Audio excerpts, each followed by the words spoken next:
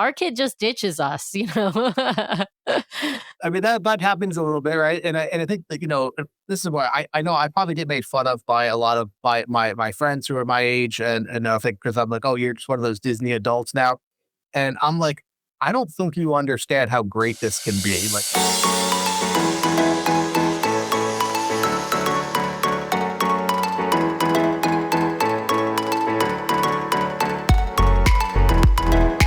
Welcome back, everyone, to another episode of the DCL Duo podcast brought to you by My Path Unwinding Travel. I am your host, Sam, today. As you can tell by hearing my voice, Brian is not able to join me today. He's unfortunately a little bit under the weather. And for all those ladies out there, you know, when the man cold hits, it's just painful. So it's probably better that you just have me today. But I am joined by a listener, another gentleman here. Instead of a Brian, I'm joined by a Ryan here today. So welcome to the show, Ryan. I'm glad to be here. And the Brian Ryan thing, I'm sure will get very confusing as we go on, but hopefully we can keep it straight in the podcast and everyone will talk and follow along. Yeah, I love it. All right. Well, Ryan, you are a longtime listener, but first-time guest on the show. We've got to know, of course, what is your cruising background, your Disney background, and how'd you get started with Disney Cruise Line? I'll start with the Disney background. I went once when I was a kid, this typical, trip. I'm originally from New Jersey, so we did the one trip when I was a kid. My wife went a few times when she was a kid. My daughter was turning 3. My wife was trying to really talk me into going to Disney World, and I was like, do we have to? Blah blah blah. She got me there once, and her rationale was that she's only 3, so she's still cheaper than and she could eat up our plates. So we went there that one time. It was great. The way I fell in love with it was at Be Our Guest restaurant, where the plates talk to you.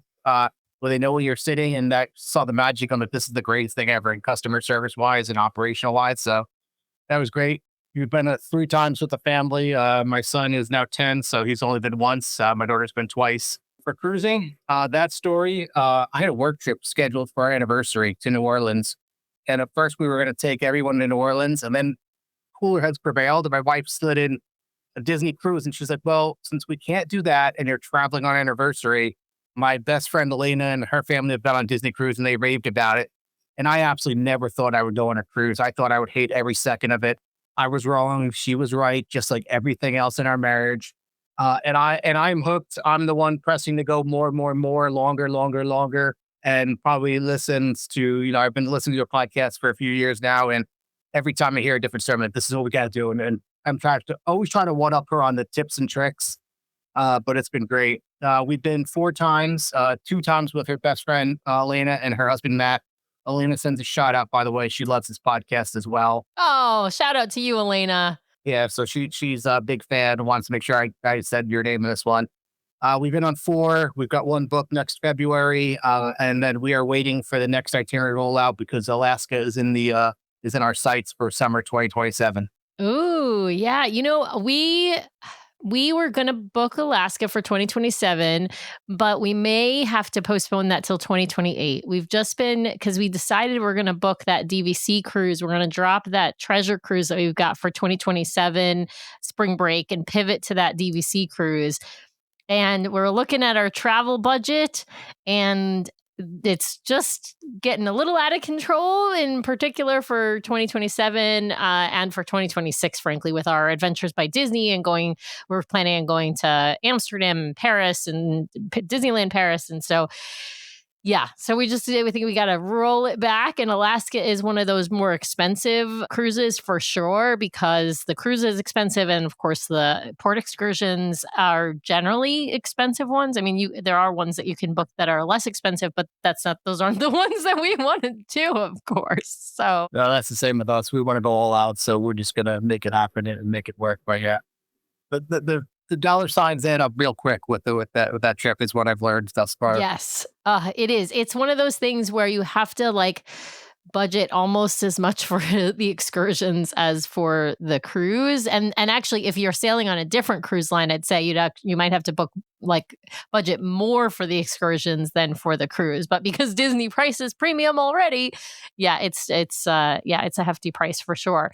Well, so now which of the ships then have you? We're going to talk about your cruise on the Magic out of Galveston. It was a 4-night sailing, or sorry, a 5-night sailing. But what are the other ships that you have been on in the fleet now that you've been on 4 times? We've only been on the Magic and the Wish, unfortunately. And that's like my one thing I'm like almost embarrassed about in the Disney cruise world, that we don't have all the ships, but those tend to just be the itineraries that work out for us. The first one, we went from San Juan to Miami on one of the turnaround cruises. The second was a Wish. That was actually a makeup trip because my wife and I went to Disney World by ourselves without kids for our 40th birthdays. And she ran the marathon that year. So we had to get something to the kids. So we went on a trip for the Wish. Did the Wish again on a shorter cruise. And this one was the Magic out of Galveston. So I am dying to get on anything else. We have the Dream in February 2027, going to Lookout, which we haven't been to yet either. So we are excited about that one. And then again, Alaska is the one beyond that. Yeah, awesome. Well, okay. Well, so you will have all of the classes once you complete the Dream, at least, because you've been on a Wish class, obviously, and you've been on a Magic class. Well, you've been on the Wish and the Magic, so you've been on those 2 classes of ships. So you have a good overview, I think, of what the ships are like, because in particular, I would say that the Dream class is very similar, although bigger than the Magic class, very similar. Their layouts are very, very similar to the Magic class, even though they have obviously more people and they're just a bigger ship. And then, of course, the Wish class is really more different, right? But each Wish class ship is very similar in its layout and design. Also, I actually like the Wish layout, and that's a lot of people said they didn't, but I really thought they did a great job with that. I think just the shock of everyone knowing on it from the older ships of a new one was probably the biggest thing, but it was a great ship and a great layout. And I really want to get on the Treasure. That's the one I really want to go on for a very long itinerary. So we'll have to see after Alaska where that takes us. Yeah, absolutely. I will say, I think they did a great job with the Wish class as well. I think the layout is actually really good. My only complaint is still with the elevator buttons, not all. I just wish that I understand that they didn't want to spend the money on one of those elevator button systems where you tell what floor you're going on. It tells you what, I get that. And I'm not sure how well that actually does work on a cruise ship, but they should have separate buttons for those elevators that go up to the higher decks, that, the ones that go up to deck, 13 and 14, like in the aft of the ship or whatever, because otherwise, particularly for people in, mobility devices, it's just a pain. They might have to change elevators. It's just kind of a pain in the butt. So I enjoy the shared misery of all those rides, but also just the camaraderie that the elevators bring. So I think I think it's actually another Disney behind the scenes trick that they've somehow figured out a way to make people socialize in the elevators.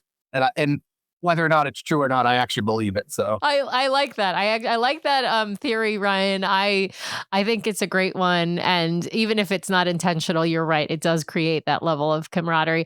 And then the other thing, of course, is just that the adult only pool area is, the pool deck area is just too small. I actually think it's beautiful. I actually like its location. It's far away from everything else, right? But it is too small when you have, particularly if you have a sailing that's I could definitely see that one or how that happens. Well, let's dive in to talk about this sailing out of Galveston. Why did you choose in particular this sailing? Just like everyone else, we've got 2 kids, sports, school. I actually work at a university. My wife works in education, so timelines for us are tough. And then those summer prices sometimes are just I'm not going to be spending that much money. So we found a little niche. It was over Thanksgiving or around Thanksgiving. It sailed out Black Friday. My university was closed the entire weekend, so that was great. Kids were off. My daughter didn't have any sports going on. She's a fall spring sport. And really, that's the time where I think we all needed a break. So it was great. My wife and I had been to Cozumel on our honeymoon years ago. We did the same honeymoon stuff I think all couples do at that point, a lot of inclusive resorts and some of that kind of stuff. But we wanted to do something different. We'd been to Castaway every other cruise. So we were just looking for a different itinerary. And so we said, why don't we just do it? Our kids have never been to Texas. My son is obsessed with Buc-ee's and was obsessed well before we went on this trip. Ryan, I was going to ask when you went to Texas, did you go to Buc-ee's? So we were there. We flew in on Wednesday and we sailed out on Friday. And keep in mind, Thursday was Thanksgiving Day. We went to Buc-ee's 3 times that time. And then on the Uber on the way back from the ship to the airport, the Uber driver said, "Hey, have you ever been to Buc-ee's?" And it's like, "Yes, we have." He's like, "Wait," he's like, "There's one to win, but let's stop." Yeah, we tipped him a little extra for that. And I offered to buy him like a coffee and a brisket sandwich. And he said, "No, no, good." He's like, just, make sure you just give me the rating. And 5-star review. well, Yeah. yeah, we That definitely Uber tipped driver him. gets 5 stars, no Yeah, question. it was one of the better ones we've had. And the hype is real with Buc-ee's. We're from the Northeast. We've always lived in the Northeast. So for us, it was awesome. And then to find out the one we went to was one of the smaller ones, that's like one of those, oh, wow moments. Like, how big can this get? My son has like 2 sweatshirts from there, a blanket. Like, we went nuts with the apparel, and then we tried a little bit of everything. Yeah. Did you get the jerky? The jerky my friend gave me I still haven't been to a Buc-ee's, but my friend Ashley, who's been on the show several times, she actually got me like a bag of the jerky and a bag of the popcorn. I thought the jerky was really, really good. The jerky was awesome. I think we had 4 different bags. We brought a couple home. With that family who sometimes just has a bag of beef jerky in the console of my car. So if anyone's hungry, I'm not going to ride. So we had that. We bought beaver nuggets back for my wife's brother. So, we experienced Buc-ee's, You and did it all was of it. great. Did you have a Yeah, brisket sandwich too? we did.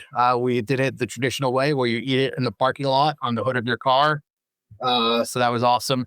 It's an experience. And That's hilarious. I got to try the brisket sandwich. That's like one of those things where like I grew up eating brisket, but in the Jewish tradition of brisket, so a little different style of brisket, but I feel like I need to have a Texas style brisket sandwich. I know real Texans will tell you it's not the best one they've ever had, but it'll do. And if you're from the Northeast, that will definitely hit the spot for us. So Yeah, exactly. Exactly. Right.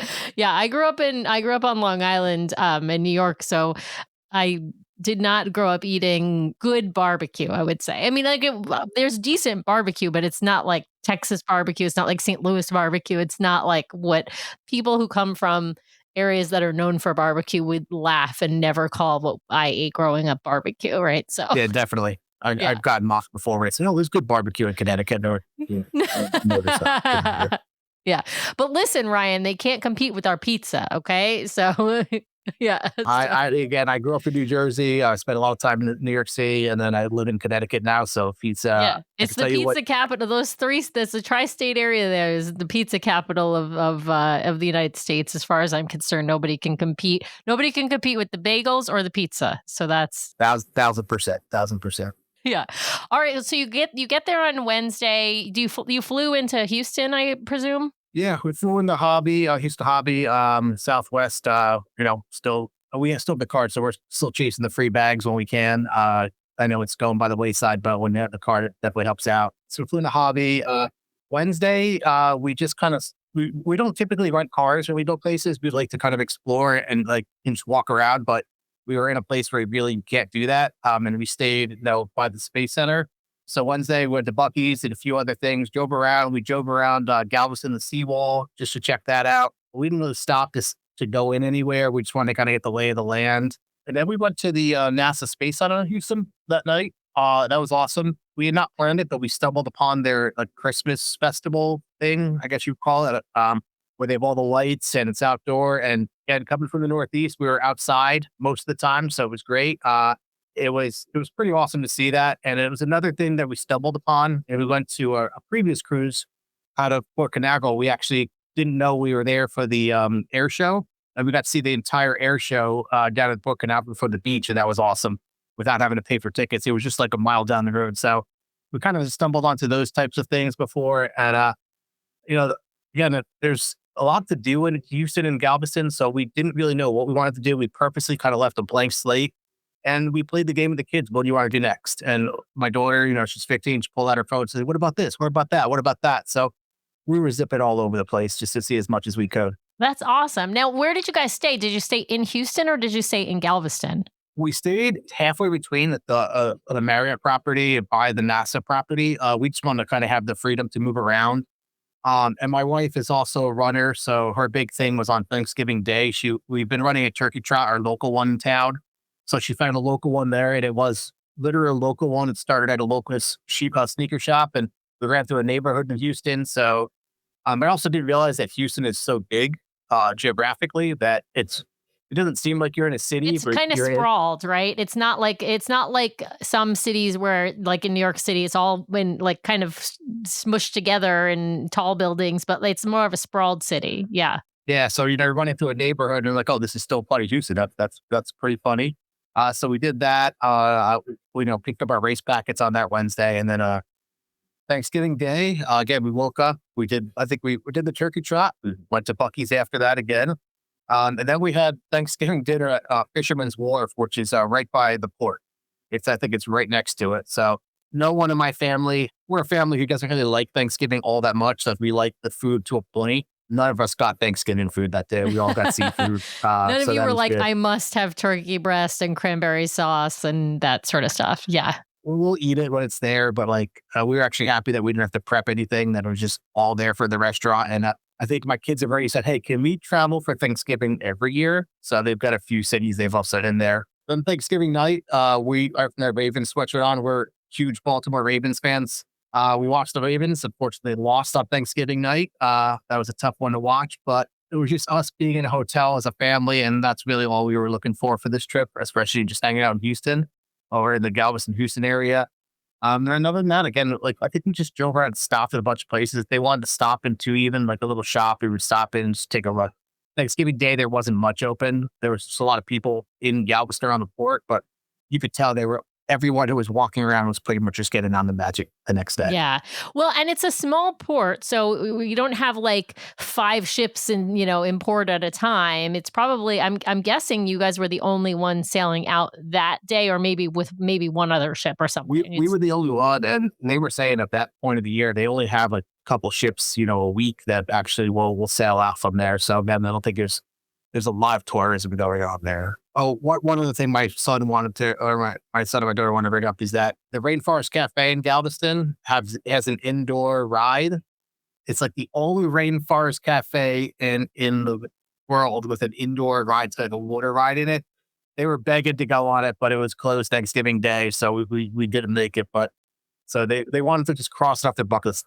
Keep in mind, my children have actually never even been to a Rainforest Cafe, but for some reason, they thought it would be funny. There was a time when there were a lot of rainforest cafes out there, right? Like back in I want to say like the late 90s, early 2000s, like there were actually quite a few rainforest cafes, not just like the one at, Walt Disney World, right? Or yeah. Are there two at Walt?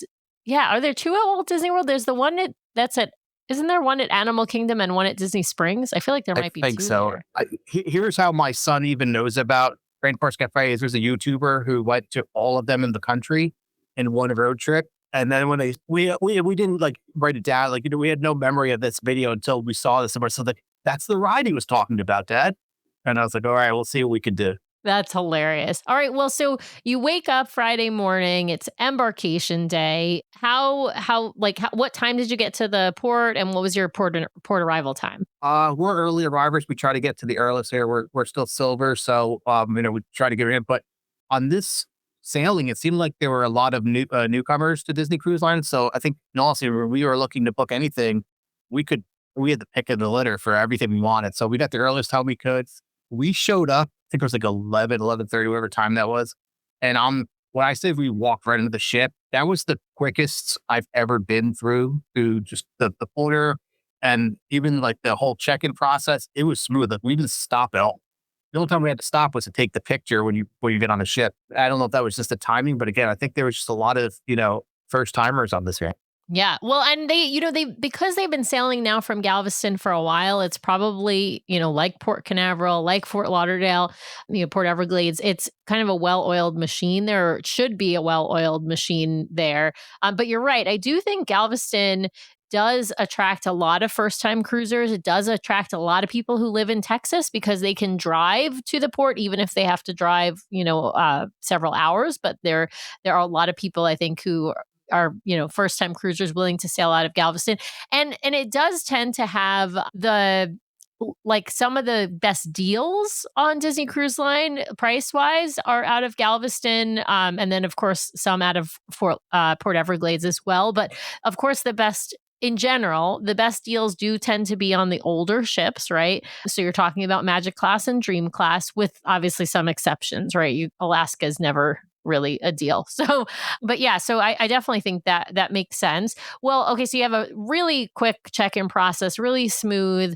You'd been on the Magic before, so it's not like a new experience to you when we walk on into the atrium. Well, or actually, I should ask that. Did you walk on into the atrium? Sometimes that, okay, that's really nice. Yeah, That's I always, think our first sailing we didn't for whatever reason, and that was like the kids were all hyped up about it. Yeah, the kids were all hyped up about it, but it didn't happen. My wife too, and she's like telling me all this stuff. Like we had to walk in the atrium, and then we didn't. And I was like, that was lackluster. yeah. Yeah. So San Juan is one of those ports, and some of the other ports as well. It's just based on water levels. You may not, it's not that uncommon that you walk in on a lower deck 3 or 4. I guess it's deck 3 so that it tends to happen. Unfortunately, it's not uncommon for you to have to come in a different deck, but most of the time of course, Port Canaveral, Port Everglades, and probably Galveston and San Diego, is pretty common that you're going to walk in on into the atrium. All right, well, so let's talk about Embarkation Day. I'd love to know if you guys now have any like Embarkation Day traditions, right? Like some people like us like to go to sit down lunch. Some people are running to cabanas. Some people are running to the spa to make appointments, or port adventures or whatnot. What were you guys doing I think our first tradition, and this is anytime we go anywhere, our first tradition when we have on vacation is whenever we get in the car to leave to the airport, we play Holiday Road from National Outperformed. And that song is also played the morning of Embarkation Day, and that's when it's ready to go. I mean, I gotta tell you, Ryan, like that Brian would do that too. So like you're in good company. Like that is, I mean, he played that when we were driving to Vancouver, when we were going on our Alaska cruise. Like it's on the regular playlist. So I love it. I love it. So I tried to push for a sit down lunch. I love cabanas, and I love that whole the food line. But the past 3 cruises, I just felt like there's way too many people. We couldn't find seating right away. It's especially on the Wish the way it's laid out. And excuse me, it's not with the cabanas. yeah, Marceline Market, but yeah, same thing, different name. Yeah, right. So but I think that was a little bit tighter. So I was pushing hard to go to a sit down lunch because we've been on this, we've done it before. Let's just relax. I got outvoted by 3 other people. Said absolutely not. This is what we're doing. I will say though, and again, it has to do with our arrival time, that we sat down and it was pretty easy and that was pretty comfortable. I felt like we did a really good job. And, we were done. We had a really relaxing meal at cabanas, which I didn't think was possible. And then our next step is to really explore the ship, right? Get to know it. My daughter mentioned at one point she stopped and she did like this size. What's the matter? She's like, I feel like I'm home now. I'm like, okay. And I was like, I don't know what world this kid is living in where a Disney cruise ship is now home, but maybe we're either doing something really right or something really wrong in that one. But the fact that she said that made me, okay, everything is going well. So we do that. We walk around. We check the box of looking into the kids' clubs and checking them in and doing all that stuff. They talked me into going to one of those sales pitches for the jewelry store. We got there. We For won the like free gift $100 or whatever. Yeah, we got like $100 gift card we won, and the kids are all excited. And I was like, hold on a second. I don't think you understand how little $100 is in that gift shop. So yeah, so it's kind of a bust, but it was a good time. The host was really good. There's some technical difficulties, but he was doing a really good job of just going through it. And then we just kind of just walked around. Again, we like to settle in, and we like to settle into a room. We are the family that likes to unpack everything the first day because there's 4 of us. I have a 15-year-old and a 10-year-old. It gets claustrophobic in that room real quick, even with obviously a balcony, but it's still a lot. So we have to get everything away, put everything, make sure the kids know where their stuff is. And my wife is a very good packer with the packing cubes. Both my children have something for each day and all that stuff. So if you're going to take any advice, I think just call my wife and she'll tell you exactly how to pack for your kids and say, okay, you just make the days in order. Then your 10-year-old son doesn't go through everything. She doesn't do that with me. I've grown out of that. I'm sorry. I've grown out of that, but I pack myself and I still do that. And then I get, a little, told you should have let me do it for you. I gotta tell you, Ryan, I pack like you do. I wish I packed like your wife does. Brian, he used to use packing cubes. He actually doesn't really use packing cubes anymore, but he packs more like your wife. He's much more methodical. I am kind of a big old mess when it comes to packing. And of course, I'm the one who packs for Nathan. So like it doesn't make any sense. Like the organized, I gotta put this a PSA out there. If you are the organized packer and you're a parent, like you're the one who should be packing for your children. Don't let your disorganized spouse do it because like we're a mess. We don't know what we're If it was doing. up to me, my son would have 50 pairs of underwear and 50 t-shirts, but only one pair of socks. I Right, wouldn't know how to pack correctly. exactly. So Exactly. I'm not Yeah. entrusted to do that. That's all better. Yeah, Brian has like lists and stuff. I'm just kind of like flying by the seat of my pants. Yeah, I'm with you. We also are fully unpackers. We like to unpack fully into our stateroom. We do tend to sail on, sailings longer than 3 or 4 nights.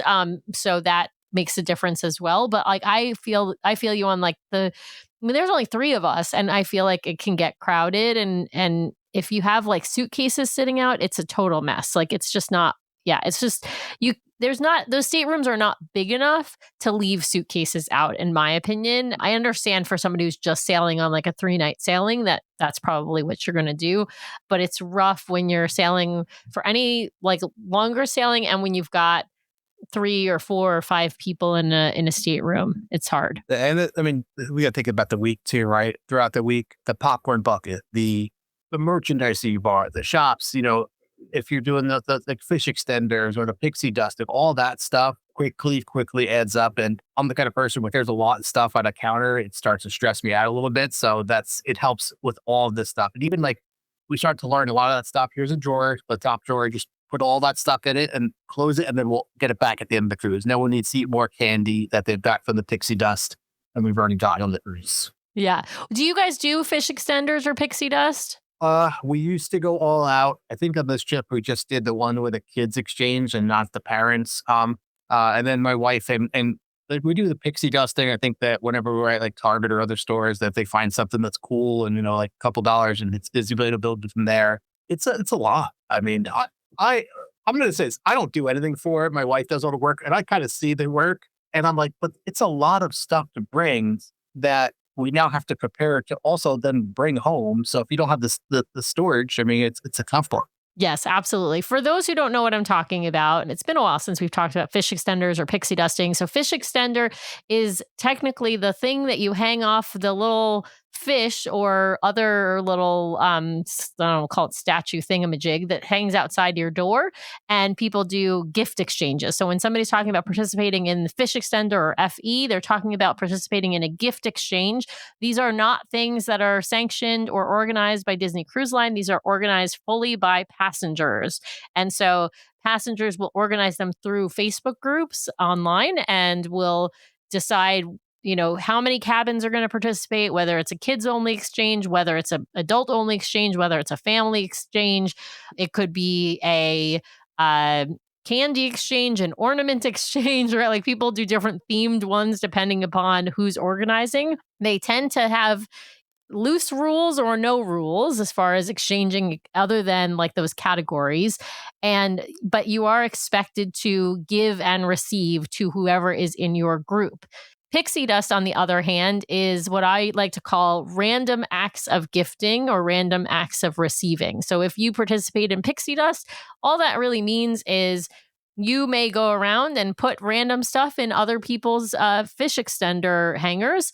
And you might have a fish extender hanger that you put outside your door because you might receive pixie dust. And so there's no guarantee of getting anything gifted back to you. It's typically people who just, like your wife wants to. She sees maybe some cool Disney ducks and decides I'm going to buy some of those and I'm going to just drop them in people's fish extenders. Or sometimes I have done where I like just kind of randomly see some cute kid and I'll just hand them a little a sticker or a bracelet or something like that. A lot of people have now done of course, Taylor Swift, friendship bracelets, like that's become a very big exchange type of a thing as well on the cruises. My daughter's really into it. She loves it. She wants to do next time the pin board, and She likes when the people do like the dry erase and the questions of the day. So I was like, yeah, we can do that stuff, but if we're going to pack a dry erase board, but something might have to give. So just be prepared for that. Yes. Well, I will tell you though, with the pin boards, I will just say buyer beware. It's I think some people are like really love doing the pin trading. The one problem with the pin boards that I have seen is there's a lot of people who are taking and not leaving. You're supposed to take one pin and leave one pin to exchange one on the board. Or the other issue is there's a lot of those fake pins that are circulating, and it may not be somebody purposely leaving you a fake pin, like meaning a non-authentic Disney pin, but a lot of them are the fakes are really good. And so I'll be honest, I'm sure I have some fake pins in my collection and don't even know that they're fake because I'm not, unless you're like one of those hardcore pin collectors. I don't know. I don't know how to recognize them. I guarantee you, there's a few fakes in my daughter's and my son's pet, and therefore there is no way to know. I tried to look up this; they all look the same. Yeah, absolutely. Well, let's pivot a little bit and talk about your two port stops on this cruise. You had Cozumel and Progreso, which we I feel like we don't talk that much about because they aren't on your like standard Eastern Caribbean or Western Caribbean. They are in the Western Caribbean, but they aren't on those standard like 7-night itinerary, and they're not on like for example the what is it the 4 or 5 night itinerary that like the Destiny is doing. So they're really they've gotten more limited in the sense that like they're a little bit more unique of itineraries nowadays. They were quite common actually in the reopening from the pandemic. Those two ports were really common because I think Mexico was sort of one of the first places that kind of reopened to tourism as opposed to some of the other, Caribbean islands. So I'd love to talk. What did you guys get up to in Cozumel? You mentioned you had been there for your honeymoon back in the day. Well, we didn't do any of like when we went there 20 years ago, I think we were like going to bars and stuff like that. So we obviously didn't do that. We found Kusa Beach. Right? It's a new beach club, similar to a lot of other all inclusive beach clubs. My daughter is very into cooking, so we also let them play a bigger part in this one than we ever had about just like, what do you guys want to do? And she's really into cooking. She's probably cooking dinner for some of her family, 2-3 nights a week, and that's just what she's getting more passionate about. So, What can I cooking class, wait? Can I adopt her because I need somebody to cook for my family? go for it. If she loves it, we subscribe to one of those meal packages where they send you everything and they have instructions. So some nights she just puts her headphones on and she's making dinner. And I think for her that's like her finding a passion. So that's been great. The curtain class was great. Kusa Beach. It's not Castaway. Just that's gonna go. It's nice. It's good. We wanted a beach day. We got the beach day. It rained a little bit, so that kind of put a damper on it. The food is okay. I don't know. Again, the hard part is the expectation now is we've been to Castaway and other places, and it's just like, okay, so I think a little bit less than that. So it was going to be there. We did like it though. I mean, again, it's fairly new, so there's a lot of it that's not built out yet. There's a water park that's still under construction. They're advertising zip lines and all this other stuff, but I'm curious. Like, I would maybe go back there in 5 years or 6 years and see what it's like then. Like, there's a lot of shade. There's bars and a lot of other stuff there. So, No, did you book that through Disney or did you book that separately? we've done all of our excursions through Disney. Just the peace of mind of being with Disney and getting back and forth and the shuttles. It's funny. You sit next to someone there on the same ship, but they didn't book the Disney, and they kind of tell you how much money they spent versus what you spent on. You're like, oh, well, that was dumb of me. But I think for us, the peace of mind, and especially when you're not in the U.S., is for us is a little bit easier. Yeah. The other part is if your port stop gets canceled, you never have to worry about getting your money back, right? Like if your port stop gets canceled, if you book through Disney, they refund you the money. You don't have to like call the vendor and see if they'll refund you or anything like that. And I will say sometimes it's not super easy to figure out that it's the same excursion because there is some information on the Disney website, but they don't always have like all of the information so you would even know like who to contact to book that directly. So yeah, there's some of that. We tend to book unless we do like a private charter boat or something like that, we tend to book through Disney Cruise Line as well for like the vast majority of our excursions, even though we know we can get better prices elsewhere. All right. Well, so it sounds like a good day in Cozumel. and one you'd perhaps try again in several years, but certainly, I mean, like you said, you can't really compare it to Castaway. It's just not fair. All right, well, what about Progreso? What'd you guys get up to there? Progreso, we did the excursion where it's a cave swim, tubing, and then the Verwood visit. It's all in one. It was great. The trip was great. Our tour guides were absolutely amazing. Really, I didn't know this, but if you tour the ruins, you have to have a certified tour guide who has the historical knowledge of it also. And we were lucky that we were sitting up front, so we were asking a lot of questions. He was responding. I think it was a great group, great tour. For those who don't know, Progreso, most of their stuff is far. We were, the bus ride to the port, from the port to the cave swim was probably about an hour, and then an hour and change on the way back, and then you get hit in traffic driving through Progreso, so that adds on more. We were actually very running a little later than they expected, so they were in touch with the ship the entire time, making sure that everyone got back.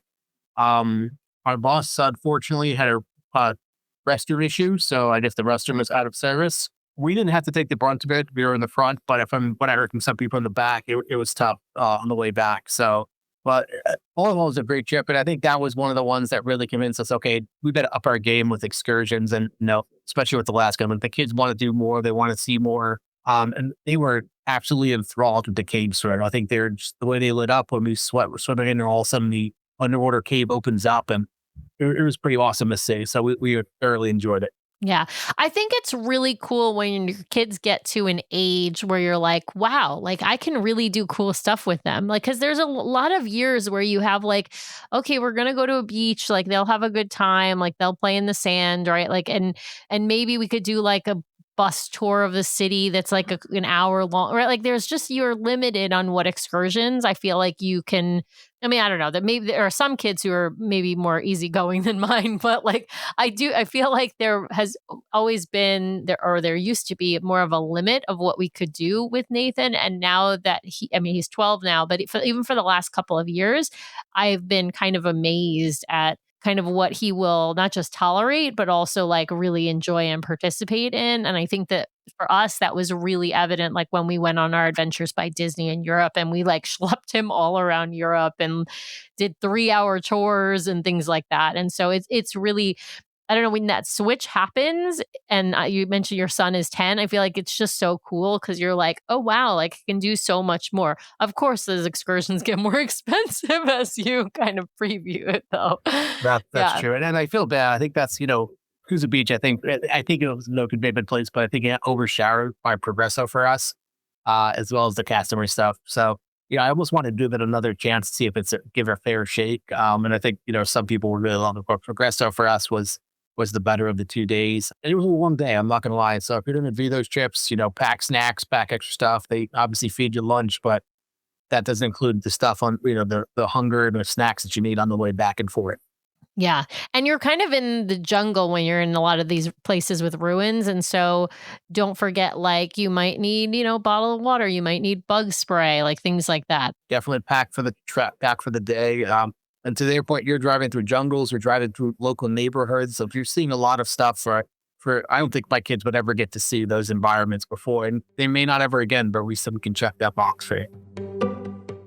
Are you listening to our show because you want to make the most out of your next vacation? Great news, the fabulous team over at My Path Unwinding Travel can help guide you so you don't miss a thing. Their team of professional travel advisors are caring, knowledgeable, and experienced. It's why we use them to book our own travel. My Path Unwinding Travel is an authorized Disney vacation planner, which means they are recognized by Disney for their expertise and service. They have sailed on all the Disney ships, including in concierge, visited the theme parks, adventured with Disney, relaxed at Aulani, and so much more. Whether it's a Disney cruise, a theme park vacation, or Adventures by Disney, or if you are looking to expand beyond the mouse, My Path Unwinding Travel will elevate your next vacation planning experience. Even if you have already booked, reach out for a complimentary consultation to make your vacation even more magical. Ready to talk to the experts? Head over to mypathunwinding.com/DCL Duo or email dclduo@mypathunwinding.com so they know we sent you their way. Thanks, My Path Unwinding, for sponsoring today's show. Now back to the episode. Well, you had had a couple of sea days on this trip as well, because you had a 5-night sailing with only 2 port stops, which in my mind is honestly perfect because then you get like really 2 sea days. What did you guys get up to on in your sort of free time? Are you running around to, I don't know, bingo, trivia, all of those things? Or are you guys kind of like, I'm relaxing on the pool deck? A little bit of everything. I think that the first day, my wife and I did Palo Brunch. That was the first time we'd done Palo Brunch. I think we finally felt like, okay, kids are old enough, but we can just go and go from there. Our kids are hit or miss on the kids club. Like I think one of the trips, they really loved it. Then they weaned it off on the last one. So, I think we were hesitant, but this one we went and we enjoyed and they did their own thing. Actually, honestly, I don't know what they did while we were doing Palo lunch or brunch. But when you're in the middle of Palo Brunch, for those of you who've done it, no one cares because it's such an amazing meal. And we purposely did it on the first night, on the first day, just because we wanted to ensure that, we were stuffed at the end of our cruise. Try to be a little bit conscious there. We're having to read it. Other than that, we do a little bit of everything. We do bingo, I think we went once or twice, trivia night, trivia. We went to a few of those family games that, I don't think we've ever seen. But we really like the Soul Cat Lounge. Like we just like to sometimes hang out, listen to music. And my kids are both, Bob in New Jersey, I'm a huge Springsteen fan, and my kids have both listened to a lot of music their whole lives in the car with me. So, we like to listen to musicians and what they're doing. And it's just a great place for us to hang out and chill. I like the Soul Cat because it's right on the water. So I like those kind of lounges where your kids can be there with you. And, honestly, my son could have wherever the $30 milkshake or whatever it is there. But we can hang out, just be there. It's like one of those father-son moments. We're obviously not having a beer or anything, but it's one of those times that him and I will sometimes just go to the lounge ourselves and just hang out. Yeah, I have to say I love that space. I think it's the French Quarter Lounge on the Wonder and it's the Soul Cat Lounge on the Magic. I think that is like kind of my favorite lounge space as well. And it's for that exact reason. Like we can sit and listen to music as a family, and Nathan will be drinking a soda and we'll be having a cocktail, usually an espresso martini, to be perfectly honest. And we might do like a family craft or something in that. I feel like that space is like really well utilized for those musical performances, for just different activities.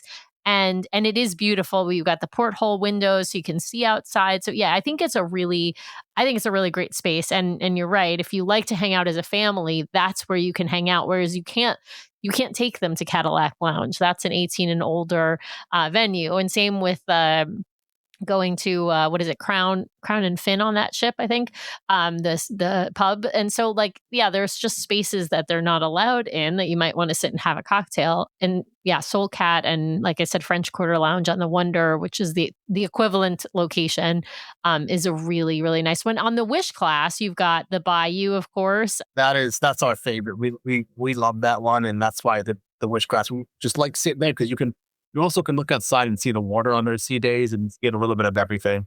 Exactly. And it's the Sanctum on the Destiny, it's the Skipper Society on the Treasure, right? And it's and on the Wish, it's the Bayou. I'm trying to think, on the Dream and Fantasy really don't have an equivalent space that I can think that is of. one thing we're worried about, but again, we're doing a shorter sailing on that one, so I think we'll be in the Caribbean most of the time. I think the one thing that we realized quickly is that, again, we were sailing in November on this trip.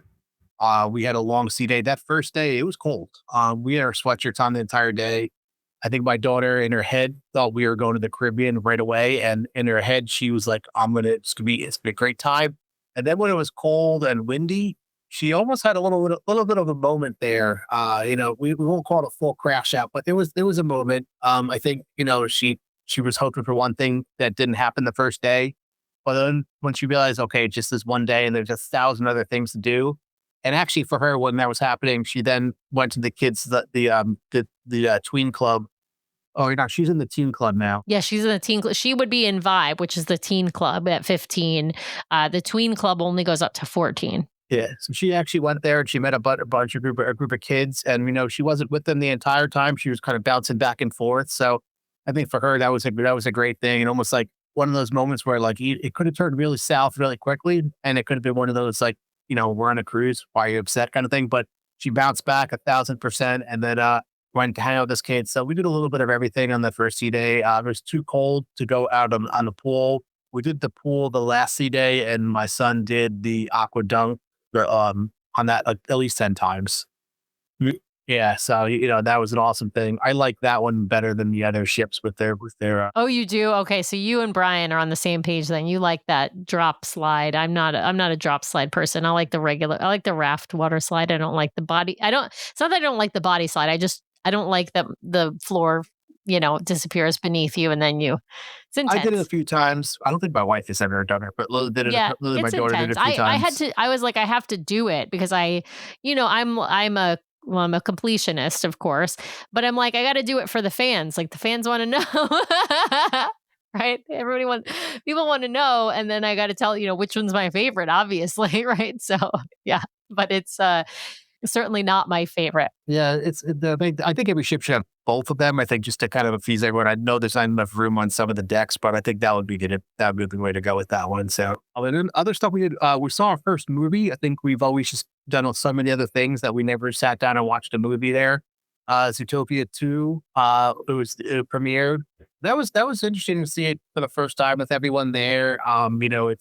I forgot how younger kids talk during movies the entire time. It was a flashback to when my children were younger, but it was awesome because everyone's experiencing the movie at the same time. And everyone's such a huge Disney fan too that, everyone knows the characters. So it was a great time.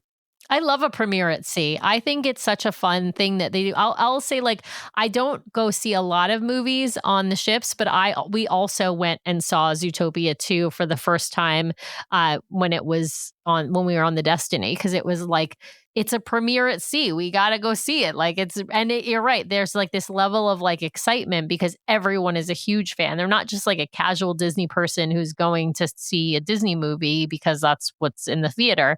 This is like people who are super duper excited about it. It was such a good movie, I have to say. And there was a Fantastic Four was playing too, and we had seen it before, but I was like, I want to go see it. But then like, okay, well, I'm not going to. I can't do an 11 o'clock movie at this point in my life anymore. Like I think I could. I'm usually wiped out way before that. So, and then we saw the shows. We saw the Tangled show. My wife and daughter saw the Cinderella show. That was another night where James and I were just hanging out in Soul Cat by ourselves.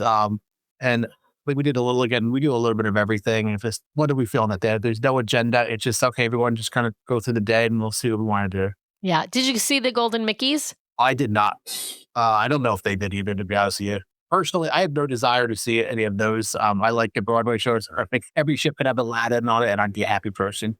I have to give a plug for the Golden Mickeys. That is actually the one. That's the one that I think is the best of. Well, I like Seize the Adventure. I think they did a really good job with that one. But I think the Golden Mickeys and Seize the Adventure are the two best of those. I don't really like Disney Dreams or Disney Believe. Like those are the two that I could leave behind. I think Twice Charmed is also very good. It's not as good as like Tangled by any stretch of the imagination, but it's fun because it is a real story. It's just created for Disney Cruise Line and it's a twist on the Cinderella story. So yeah, but I'm with you. I highly, highly prefer just a Disney story from start to finish, whether that's, Tangled or Aladdin or Beauty and the Beast. Well, obviously I have preferences, but obviously have strong preferences, but I prefer all of those over the sort of variety type show. For sure. I want to ask about what your kids really like to do now that they're 15 and 10. You mentioned they are kind of hit and miss depending upon the sailing as to the teen club and the kids club. Obviously, your son is going to graduate out of the Oceaneer Club here very soon. But what are their favorite things to do on the sailing? Of course, you mentioned the pool was kind of cold. That's kind of sometimes you got to set expectations, right? Sailing out of Galveston or sailing out of New Orleans is the same. Like you may not have a very warm start to your sailing, and particularly that first sea day might be kind of cold. I think for us, and actually we were able to get James into the Edge because his birthday is in April. So we signed a waiver and he popped in there a few times. I think, for him, and a lot of his friends now are like a year or two older than him. So he just happens to hang out with a couple kids who are older. So that was good for him. He didn't make any connections like Lily did, but for us and just based on that time of year where we were, the fall was such long for us. I mean, sports, school, again, the fact that I work at university was also big for me. So we really use this time to really just hang out. We don't hang out in our cabin a lot, but there's times we're in between things. We always have a Disney movie on in the background. So like through the course of that cruise, I think we watched like 3 or 4, but like at like 10, 15-minute intervals at a time. So that was part of it. My daughter also loves to read. So she wanted to read on the balcony a few times. So she did a little bit of that. The greatest thing I think about this trip and them being HR is there's not one thing that they're into. It's so many things. So that also allows us to pivot quickly if we need to, or to always come back with each other and hang out. And, my wife's big thing is that this is a family trip. As much as I want to push, hey, we should go to hang out at the adult section now. Like, and my wife loves the Cove Cafe, absolutely loves it. And that was a big thing that we always do. I think this trip, she filled up 3 different cards, definitely at least 2 and maybe a third one. But she had actually really never been inside the Cove Cafe to hang out until this trip, because I would always just go get her the coffee and bring it back. So for that, like as much as I want to do more just adult solo stuff, I think we still really just enjoy it. We're one of those where he really just enjoys hanging out with each other with our, with our own inside jokes and stuff like that. So for us, that was it. Like I said, I know some families, they'll say, well, my kid's always in the kids club or they're always doing this. That's not us. We do a little bit of everything. And then we just kind of keep always coming back together. Love that. Yeah. Listen, every family has their own style of cruising, and there's no wrong style of cruising. It's whatever works for you all, right? Like, and whatever you all enjoy doing. And if you all enjoy spending more of your time together than separate, that's awesome. Like, our kid just ditches us, I mean, that happens a little bit, right? And I think that, this is why I know I probably get made fun of by a lot of my friends who are my age. And I think because I'm like, oh, you're just one of those Disney adults now. And I'm like, I don't think you understand how great this can be. Like, again, you can get a little bit of everything and you can make this trip what you wanted it. So I have just told anyone who will listen, like, if you think you want to do anything with the family, just go to Disney Cruise and go thank you and dip at. Yeah, I think you're absolutely right. Listen, not everybody at my job, for example, understands my Disney habit. They don't understand that I have a podcast, that it's a real thing. Like, they don't, I mean, there are a few who do, but the non-Disney ones don't really get any of this, right?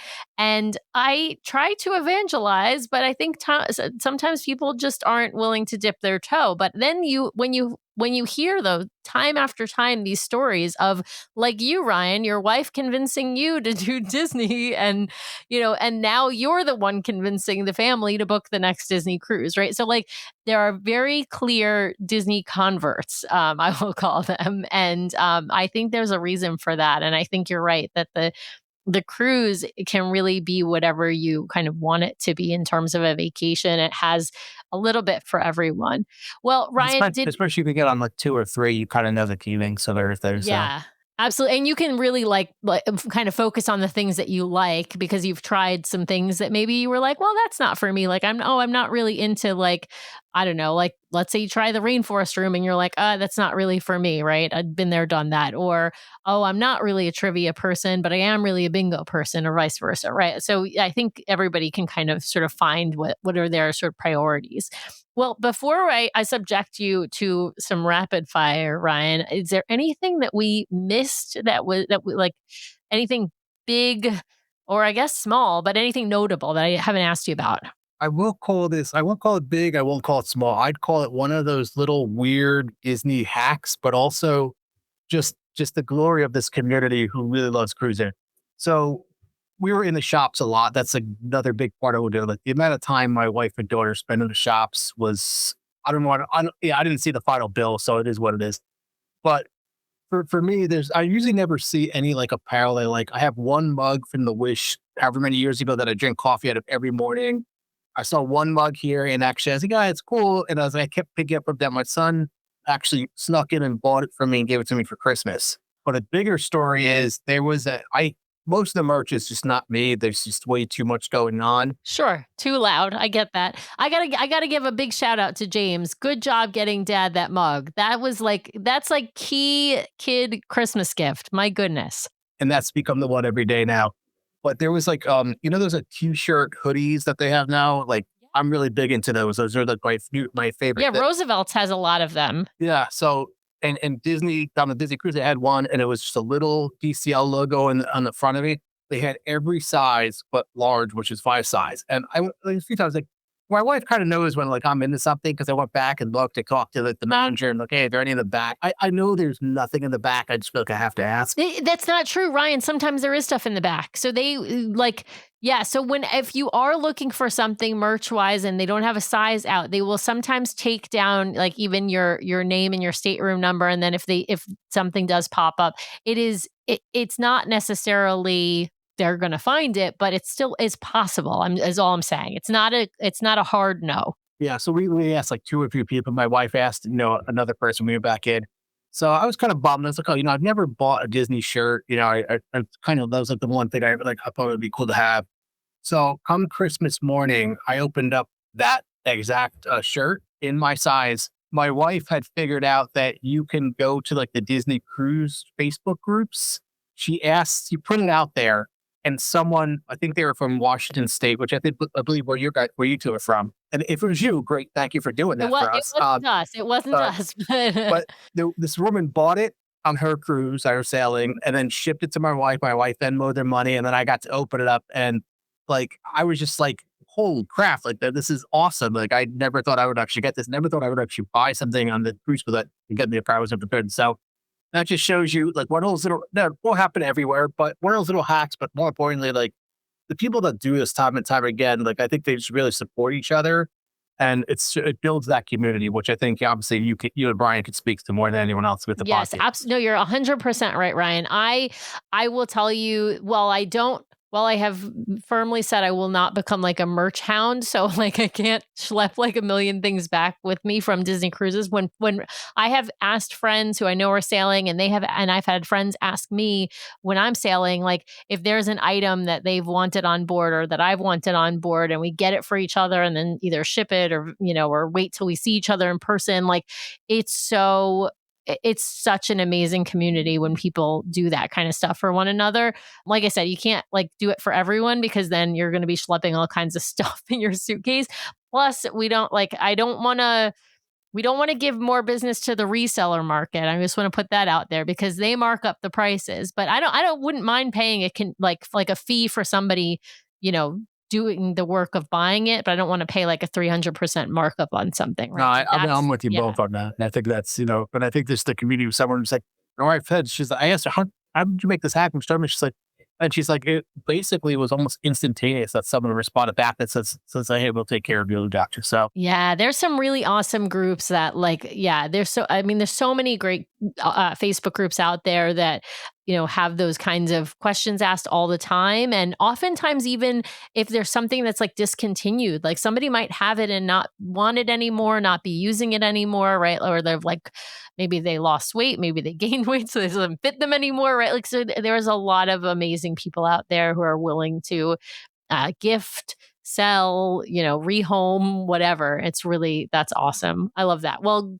kudos to your wife. Like really, she did a great job on Christmas. Listen, you got like great Christmas presents too. DCL souvenirs. They did a great job. So, and they already knew the, hey, so when's our next cruise? That was the next question at Christmas. Of course. All right, Ryan. Well, we have reached that point in the show where I'm going to subject you to some arbitrary questions, some arbitrary rules, and a dash of judgment, or the round we like to call rapid fire.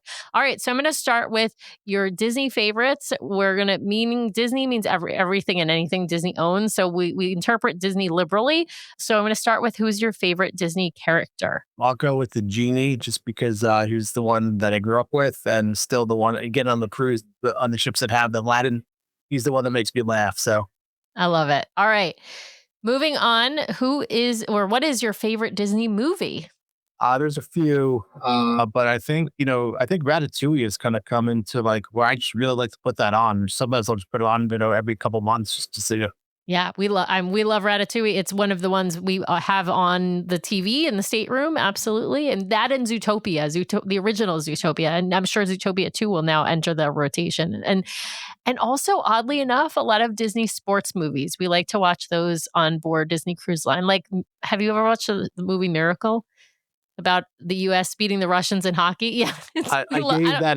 I gave that speech to my son's t-ball team one year, but I just changed baseball to hockey, and the other coaches just were just sitting there cracking up because they knew exactly what I was doing. Oh my God. Yeah. We love that movie. I don't know. It's Disney. They have such great, very, just awesome sports movies. All right. Okay. Moving on. What is your favorite Disney song? The one from the Jungle Book, where they talk about the one Louis sings, talks about man cub. Yeah, about man. Yeah, that one. That I just, when I want James to be like you. Ooh, ooh. I want to walk yeah, like you, talk like you do. before James was born, I was referring to him as a man cub. A And then man I cub. referred to I him as a love man it. cub his first year in life. So I love that. That's awesome. All right. Moving on to the Disney Cruise Line ships. What is your favorite main stage show in the Walt Disney Theater, and why is it Aladdin? it's only Aladdin just because I haven't seen that many of them. But I would say that I don't actually. Before I saw that, I had not seen any of the shows, and the wife said, "Just go to one, come on." And I went to it, and I was like, "Wow!" And he was like, it was hilarious. It was great and great stage production, and the Wish has the projection mapping. So again, another one of those times where my wife was right, I was wrong, and now I'm more big than she is. Yeah, I mean, forever, she's going to be more right than you. That's just how it works in the world. All right. Well, we're going to move over to food. What is your favorite rotational dining restaurant? Of course, you can only choose from the Wish and from the Magic. I would say for ambiance, Animator's palette. I just like the fact that I just like the color of it, and but also it's more roomy than any of the rotational dinings on the Wish. But for food, the 1923, the food was the best there. Oh, yeah. Yeah, absolutely. All right. Well, moving on to food. Speaking of food, we got to talk a favorite savory item and a favorite sweet item. We're going to start with sweets because I think the savories are the best and I save the best for last. So we're going to start with dessert. What is a favorite sweet item for you on a Disney cruise? Like I would have had at Palo Brunch, but it was good. But I'm going to go Mickey Bar because just the Mickey Bar hits different on the Disney Cruise Line. It just hits different. That's right. It doesn't matter. It hits better than in the parks. It hits better than the ones that you can get in the grocery store and put in your freezer at home. It just hits different. Absolutely. Might put even some Mickey sprinkles on those. They're even better. All right. Favorite savory item? I would say probably anything I eat at the Palo Brunch, which is awesome. That lineup was just home runs all around. And so Yeah. What were the mains that you ordered? again, growing up in North Jersey, living in Connecticut, my mother is Italian, and she's going to hate that I'm going to tell her that the chicken parm at Palo was amazing, and I made a joke to mom. I think this is better than yours. I have a high expectation of Italian food, and it was fantastic. It was amazing, and I think that meal just was hit after hit after hit. We had the eggs Florentine, or the eggs Benedict Florentine, whatever that is, and that was great. So there's not many times, even on the entire cruise line, even in main dining rotation, that I've said, I didn't really like that. There's been a few appetizers that have kind of been, not the best in the world, but still, they're still really good. But there's nothing that hasn't been great there. Yeah. Well, I have to say, I think that Palo's tomato sauce is just like the creme de la creme. It's the same with the tomato soup. It's the quality of the tomatoes that they're using is just so good. And I think, to me, that's probably why that chicken parm is so good and why that tomato soup is so good and why that lasagna is so good is actually more about the sauce than, I mean, all the other elements are great, but I feel like it, and I'm, a huge Italian food person, having grown up on Long Island as well. So I think it speaks volumes. 1,000%. Yeah, yeah. All right. Well, we're gonna shift over to a favorite activity on a Disney Cruise Line ship.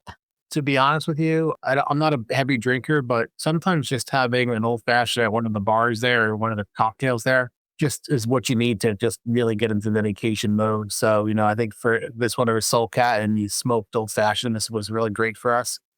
Other than that, again, we just really enjoy being there as a family. So I think just being around everyone, and because there's no cell service, there's no phones, and I'm guilty as anyone else of looking at my phone during dinner time at the house. But when you're on the cruise, you get to just enjoy each other. Yeah, you can actually disconnect from that. I love that. All right. Well, the final two questions of rapid fire. We're going to start with, what is your favorite, or which one is your favorite Disney ship? You get to choose from the Magic and from the Wish. I mean, I like the Wishes layout better. The Magic is small, but just how intimate it is still great, and it still holds up. I mean, it's 27, 28, 29 years old, however it is, and it still holds up. So I'm going to go a deadlock tie until I get on another ship, and then I can really have a third party to weigh in on that one. All right, fair enough. Okay, well, when you get on the Treasure, your mind's gonna be blown. Okay, It's going to be number one. I already know it. So I mean, well, the Destiny's amazing too. But you mentioned early on in the show about how you're really looking forward to the Treasure, and so if you are like the parks theming of the Treasure, then that's going to be your favorite. And of course, it's a 7-night itinerary, so it's unless you're like a big Marvel and villains fan, you're gonna, then of course the Destiny is going to be your ship. But if you really like the Wish class, which you said you do from being on the Wish, and you're looking forward to the Treasure, it's probably going to be where your heart lands. Okay, now the last question of rapid fire is the same question I ask everybody. If you could go on a bucket list cruise, meaning you're going anywhere in the world on a Disney Cruise Line ship, it doesn't have to be someplace that Disney Cruise Line currently goes. It just has to be someplace accessible by water. Where would you go? I actually thought about this one a lot after it's in the podcast sometimes. I was thinking about this on the way home today. I have this idea that you want to start in Europe, British Isles, in France, transatlantic, hit Castaway Lookout. And then ideally, I would end up back in New York because I'm jealous of anyone who doesn't have to get on a plane after being on a cruise ship. So if I could just get in and go home after that, that's what I would love to do, or end up in like New York, or even some town by me that I don't have to get on a flight. I don't think the cruise ships dock in Bridgeport, but I guess, maybe if they could. They'd go to New Haven, it'd be great. We'd be right there. Yeah, absolutely. Well, I love it. All right. Well, it sounds like a fantastic cruise. I like the idea of hitting some places in Europe before doing a transatlantic as well. Ryan, thank you so much for being on the show today with me. You mentioned that what's next is February, right, on the Dream. And what are you eyeing next February on the Dream? What are you eyeing beyond that? So we have February the Dream. That one was done. That's again another trip with Matt and Elena, our friends. So they're moving down to Florida, so they're going to have the dream, so to say, of not having to fly. So we'll catch up with them there. And that goes to Lookout, which we haven't been to yet. After that is Alaska. And then we are working on, at the summer after that, Hawaii and Aulani. So we might be, after Alaska, Disney Cruise might have to take a little bit of a breather for a little bit. But I'm sure it'll creep back if in some way. If the next itineraries has New York in it and they start sailing in New York again, that might change where we go. But we've got our next few years. So, life happens. We'll see where that takes us. Absolutely. Well, thanks again, Ryan. So enjoyable having you on the show. And with that, I'll just say thanks. Awesome, Sam. This was great. I appreciate it. Everyone out there listening, just keep listening to this podcast. You find these little bits of treasures that we get passed on. That's how we find out a lot about stuff that we do. Awesome.